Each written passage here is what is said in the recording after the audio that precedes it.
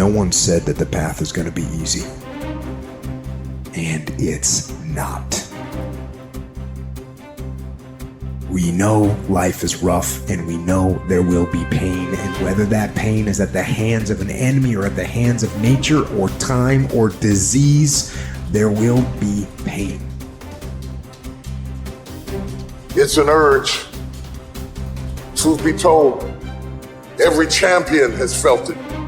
Every president has felt it. Every king has felt it. Every lion has felt it. Every winner has felt it. Every soldier has felt it. Every victorious person has felt it.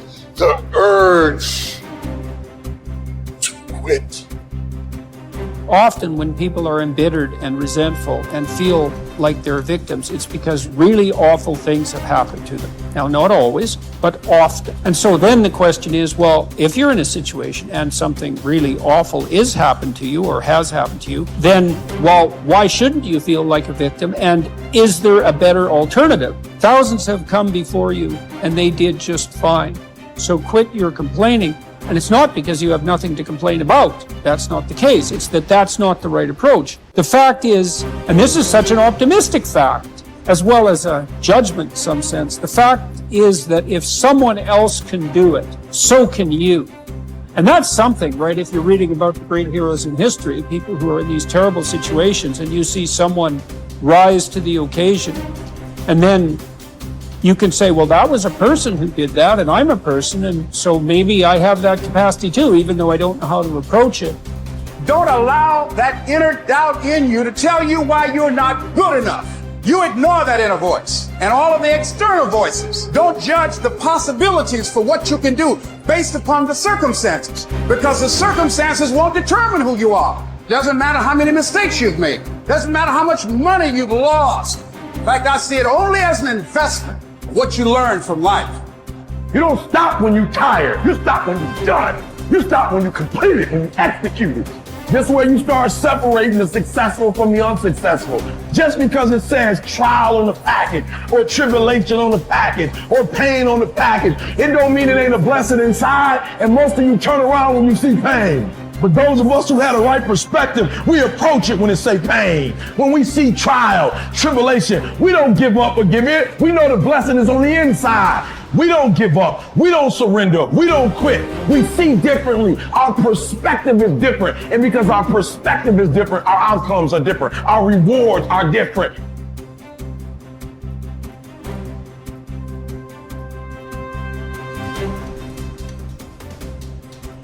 If you haven't learned something from periods of suffering, if you haven't wrung the juices of your own pain and drank them, for your own nourishment, you have wasted your experience and missed the chance to expand the capacity for being stronger the next time. That these seasons arrive at your door.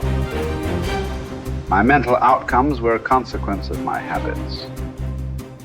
And my habits were a consequence of my choices. It is true that character is to some extent innate. Our genetic makeup imbues in us certain proclivities. But it is as true that character is mostly a consequence of choices. We all make them, and we should make them deliberately with the knowledge that these choices are part of our responsibility toward a purpose other than our own selfish aim. That responsibility is to your family, friends, community, and country. You have purpose in this life. God has you here for a reason. You may not know it, but He does. Your job is to find it. No one else can. You need to understand that your purpose may be great in the eyes of the world, or it may be commonplace and seemingly small. Your purpose might be your family, your children. Your purpose might be tutoring a child and changing their life. Your purpose might be the business you started. Your purpose might be cleaning up your block. Your purpose might be in the help you give others. Your purpose might be in the example you set. Only you and God know. Only you and God need to know.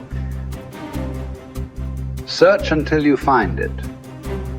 And until then, Act as if you have it because you're wasting time otherwise.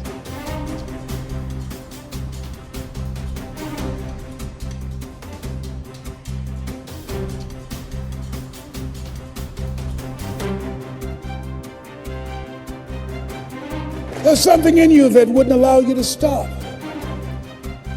Dr. Howard Thurman, he said there's something in each and every one of you that waits and listens to the voice of the genuine in yourself. It will be perhaps the only guide you will ever have. And if you cannot hear it, all of your life, your days will be spent on the ends of strings that somebody else pulls. And I say to you, the reason you showed up, even though you couldn't afford to be here, the reason you drove hundreds of miles, flew around the world, there's something in you, in your heart of hearts, that said, I'm not going to let anybody pull my strings. That said, I'm going to control my own personal economy. That said, I've got a dream I want to achieve. I want my children to have a choice of the kind of education that they want. That said, I am the captain of my ship. That said, I'm going to control my destiny. And whatever it takes, I'm willing to do the work. 1961. President John F. Kennedy had a decision to make. The decision was whether or not to call a news conference and tell the world the United States was going to go to the moon. And I submit to you that the decision to do that was very risky. And what governed his thinking is what governed your thinking when you decided, I'm going to do this. See, the technology did not exist. The answer, what will it take, did not exist. No one had ever done it before. But he made a decision. He looked at Werner von Braun, the most brilliant scientist of that day. And he said, Werner, what will it take for us to go to the moon? And he spoke 5 words. And those 5 words, I think, is what governs most entrepreneurs. Those 5 words, I think, is what give people like you the courage to pursue their dreams. Those 5 words is what I think people who are pioneers, people who are breaking new ground, make decisions on. He said, what will it take for us to go to the moon? And the response was, the will to do it. As you look at yourself, as you look at your business, what will it take for you to increase your business? The will to do it.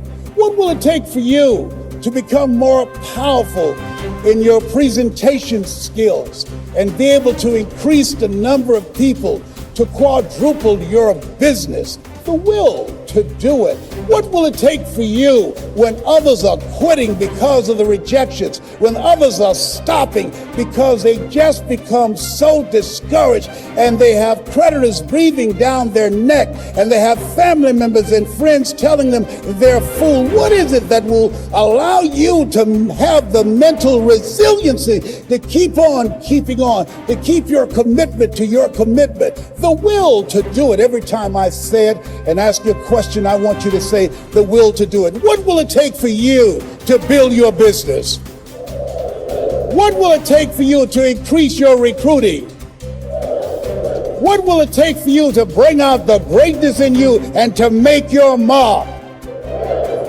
What will it take for you to become a high achiever and to bring out the billionaire in you? Shake someone's hand on your right and left and say, I've got the will. I've got the will.